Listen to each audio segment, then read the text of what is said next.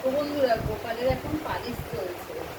আমাবতী ছেড়ে গেছে, সকালে তো সময় পাইনি, অফিস থেকে ফিরেই ঠাকুর পরিষ্কার করতে বসে পড়েছি। নিজে আগে ফ্রেশ হয়ে নিয়েছি, তারপরে ঠাকুরকে নিয়ে বসে পড়েছি। এই 3 ছেলেকে এখন পরিষ্কারের কাজ চলছে। কালকে যেহেতু আবার রথযাত্রা, তাই তার আগে পরিষ্কার টরিষ্কার করে একদম রেডি করে নিচ্ছি। কালকে সব যাবে হচ্ছে মামা বাড়ি ঘুরতে। এরা হচ্ছে 3 জনে মিলে আমার সাথে মামা বাড়ি ঘুরতে যাবে। 1 সপ্তাহ থাকবে রথযাত্রা উপলক্ষে।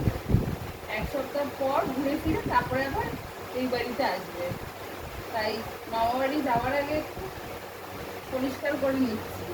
এই বড় ছেলেকে পরিষ্কার করা হয়ে গেছে, এবার বাকি দুজনকে করব। এটা হচ্ছে বড়, এটা হচ্ছে মেজো, এ হচ্ছে ছোট।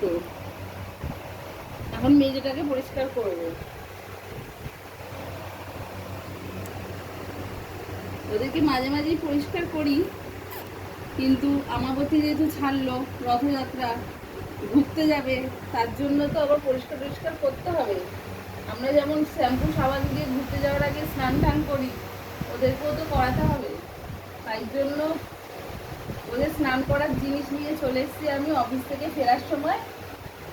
তাই এইটা দিয়েই এখন ওদেরকে পরিষ্কার করাচ্ছি।